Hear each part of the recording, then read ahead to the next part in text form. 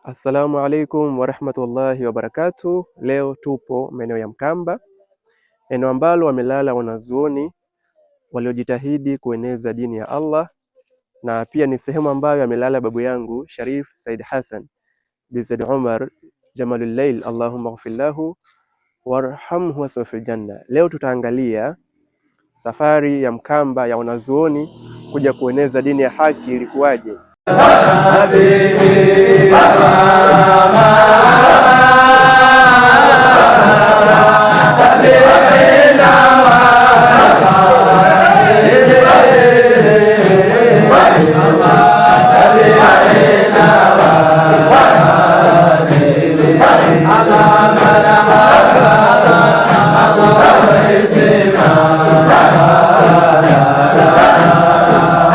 Leo alhamdulillah, naam, tumepata bahati ya kuonana na wewe ambaye ni mwenyeji wa hili eneo la Mkamba.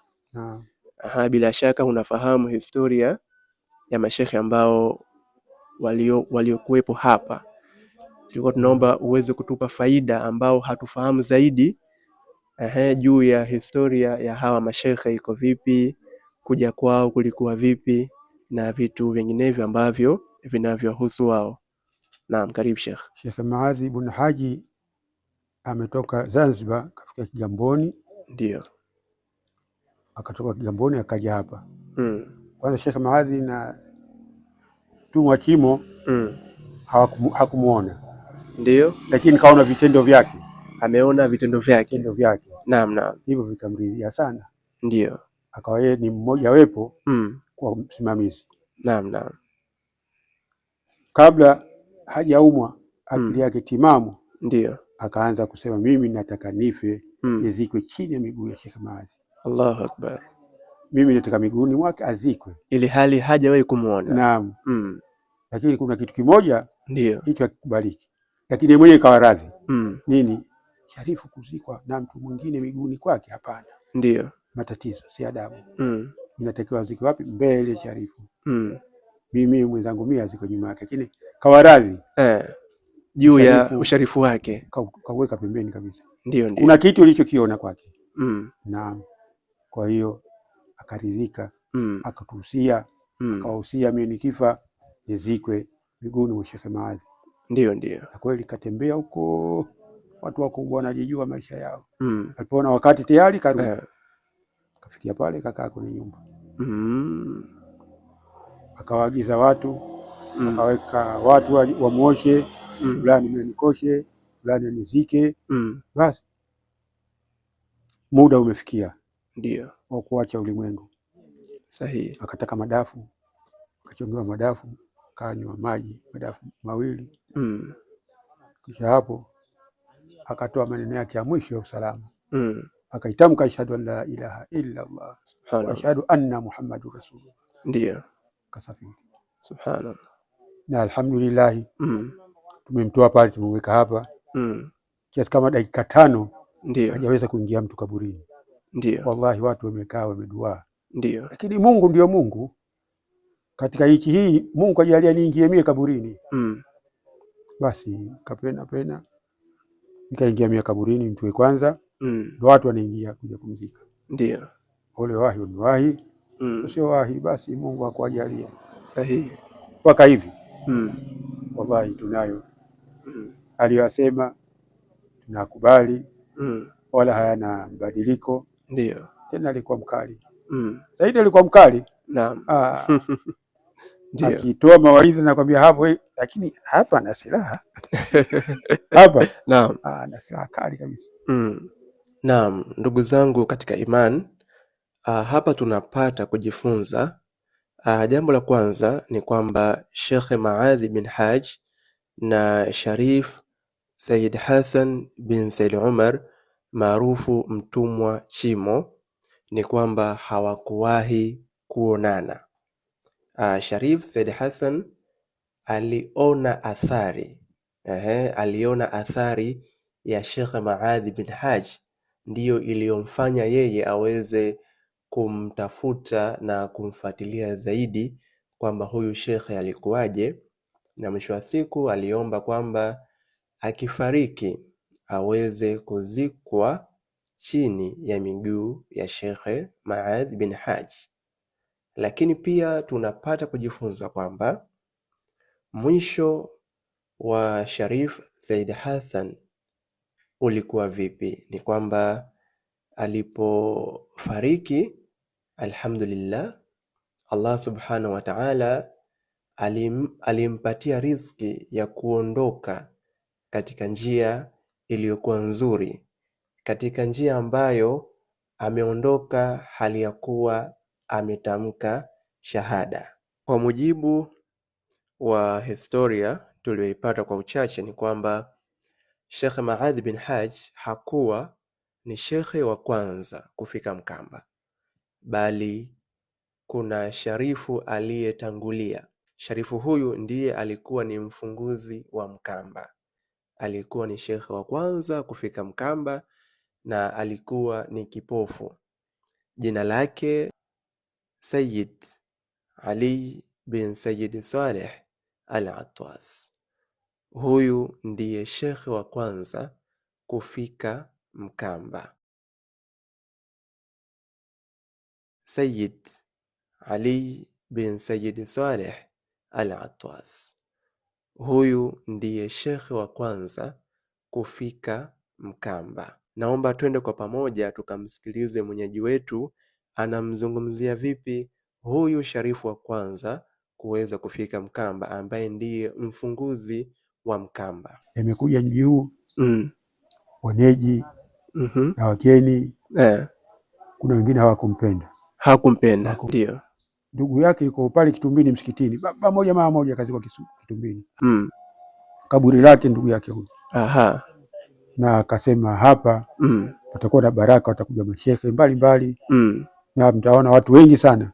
Kabla Sheikh Maadhi hajakuja, huyo hakumuona Sheikh Maadhi na akasimbia tu watakuja watu. Yani ni kama yeye alitoa utabiri. Na kweli ndio amefika. Tunayo wallahi, wanakuja watu mbalimbali kutoka na Uganda, wapi tunao ya kuzuru hapa. Wanakuja kwa ziara mbali, wanakuja hivi mbali. Kwa hiyo na sasa bwana tuko kwenye nuru. Sayyid Ali bin Said Saleh Al-Atwas yeye alitoa utabiri kwamba Mkamba watakuja wanazuoni, na kweli baada ya muda alikuja Sheikh Maadhi bin Haj, alikuja pia Sharif Said Hassan bin Said Umar Jamalul Lail maarufu Mtumwa Chimo. Tunapata kujifunza kwamba utabiri ulikuwa ni utabiri wa haki, utabiri ambao baadaye uliweza kufanikiwa na kutokea kweli. Basi hakuna kitu kikubwa kama tarika. Kweli. Mtu kuwa na ibada, fanya ibada upindukie. Kama huna shehe wako wa shetani. Ndio hujasoma. Sahihi. Hakuna aliyesoma kama Iblisi. Lakini hana shehe. Kweli. Mtu yoyote alikuwa ana shehe wake shetani. Na Said Hassan alimjua vipi Sheikh Maad? Kigamboni bwana. Kigamboni. Kwenye hadhara yake mfungo 6 mwezi 23. Inakuwa Kigamboni. Yule mtembezi. Kwa hiyo alipofika Kigamboni ndio ilikuwa sababu. Naam. Ya ziara. Tukawa naye mpaka asubuhi. Akaitizama, akachunguza, akapima, akasema mwendo mzuri. Mpaka nakufa. Sayyid Ali bin Said Saleh Al-Atwas alitoa wasia kwamba akifariki aweze kuzikwa katika njia panda. Akasema mimi nikifa mnizikwe kwenye njia panda hivi. Alisema kwamba akifa azikwe kwenye njia panda zilizokutana kutoka huko na huko. Ndio. Na kweli wakafanya usiku. Kazikwa pale. Katika jambo lolote lenye kheri mara nyingi halikosi mitihani. Sayyid Ali bin Said Saleh Al-Atwas alipata mtihani wa kukataliwa alipofika ndani ya Mkamba. Tukamuuliza pia mwenyeji wetu, je, Sheikh Maadhi bin Haj naye katika utawala wake aliweza kupata changamoto gani? Lakini Sheikh Maadhi kapata tabu. Sheikh Maadhi kusema. Sheikh Maadhi hawakumtaka tu Mkamba.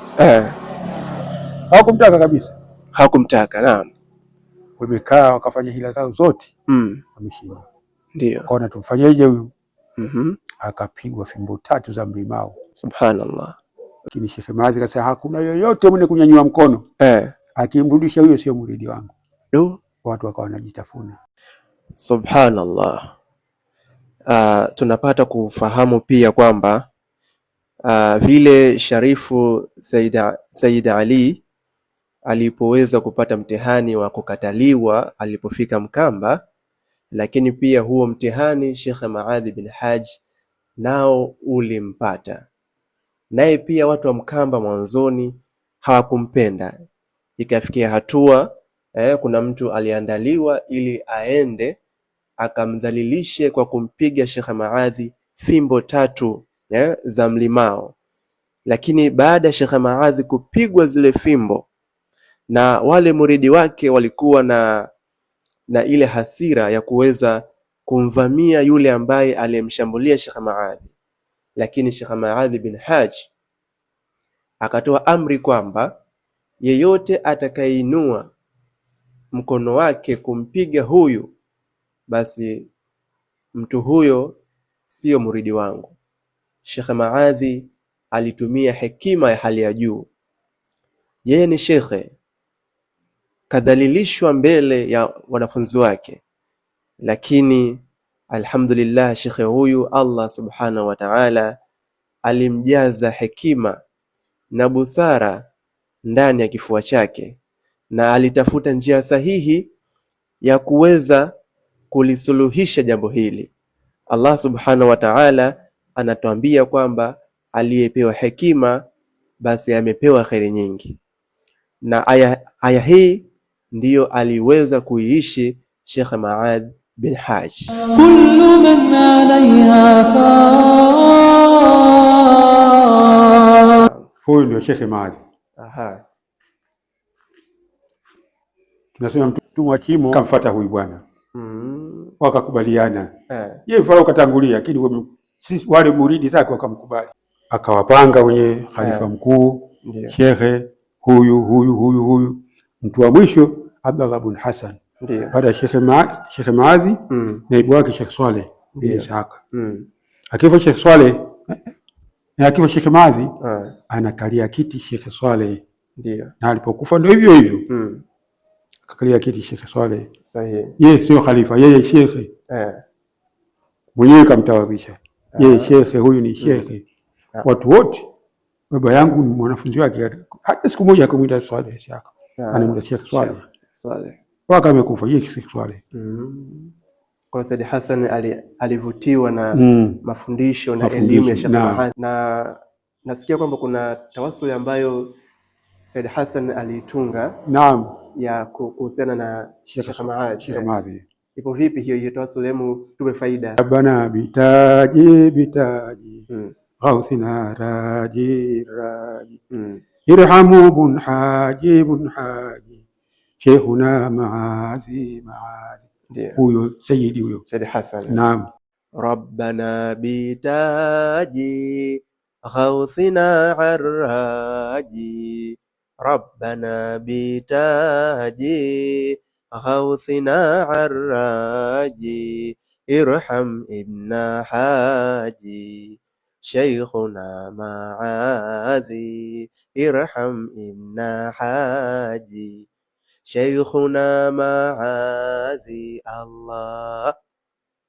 Hii ni tawassuli ambayo Sharif Said Hassan bin Said Umar Jamalul Layl aliitunga kumtungia Sheikh Maadhi bin Haj kwa lengo la kumrehemu mbele ya Allah subhanahu wa ta'ala. Ni heshima ya hali ya juu, ni upendo wa hali ya juu kwa Sheikh ambaye hakuwahi kumuona bali ameathirika na zile athari zake. Tunapata kujifunza kwamba si lazima umuone shekhe ili uathirike na athari zake, kama tulivyo ummati Muhammadin sallallahu alayhi wasallam tumeathirika na mwenendo wa Sayyidina Muhammadin sallallahu alayhi wasallam bila ya kumwona. Tumeathirika na athari zake. Hivi ndivyo Sayyid Hassan mpaka akapata mahaba, akapata shauku ya kuweza kumwandikia tawassul ya kumrehemu Sheikh Maadhi bin Haj. Ni kwa sababu ya athari ambazo Sheikh Maadhi bin Haj ameziacha.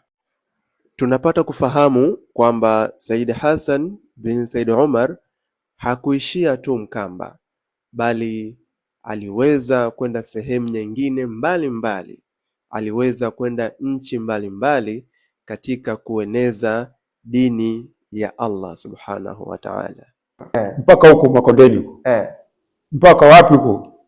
Nchi mbalimbali. Lakini mwenyewe kashasema mimi ninakwenda tu. Nizikwe Mkamba miguuni mwa Sheikh Maadhi. Wallahi. Kwa hiyo yani ule wakati ambapo anakaribia kufariki alirudi Mkamba, si ndio? Naam. Khalifa wake mkubwa ile kule. Khalifa wake ile pale. Sheikh nani yule? Yule Ali ibn Said Mtonga. Ali ibn Said Mtonga. Ambaye ndio baba yangu mimi. Sawa sawa. Nakuja huko.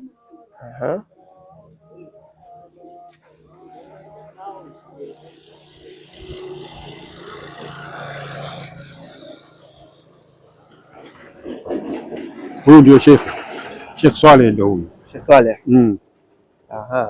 Huyu ndio aliyokalia kiti cha Sheikh Swaleh, Sheikh Maadhi. Kwa hiyo baada ya Sheikh Maadhi huyu anifuata ni huyu. Kutoka Sheikh Swaleh Sheikh Muhammad yuko kule ziko Said Khatwat. Sawa sawa. Baada ya huyu ndio huyu. Baada ya Abdullah ibn Hasan hapa. Sawa sawa. Upo hapo bwana? Ndio. Huyu hapa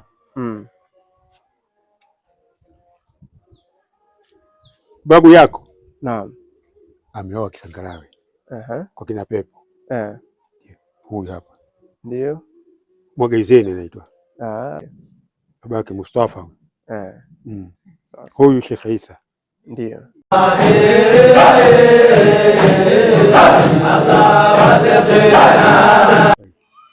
Kwa hiyo hili eneo ndio ambalo Said Hassan alipo kufia hapa. Alipooshwa hapa na anatoka hapa anakwenda pale. Pia tumeweza kufaidika na athari ya mashekhe walioifanya, na hapa tupo katika madrasa ambayo inaendelea kutoa elimu kwa Waislamu katika kufundisha dini ya haki, na hizi ni miongoni mwa athari za mashekhe ambao waliipigania dini ya Allah kihaki, kwamba athari yao tangu miaka hiyo mpaka leo bado ipo. Watu wanafundishwa, watu wanafutwa ujinga na kupewa njia ambayo ni sahihi, njia ambayo kama ukiishika basi huwezi kupotea. Allah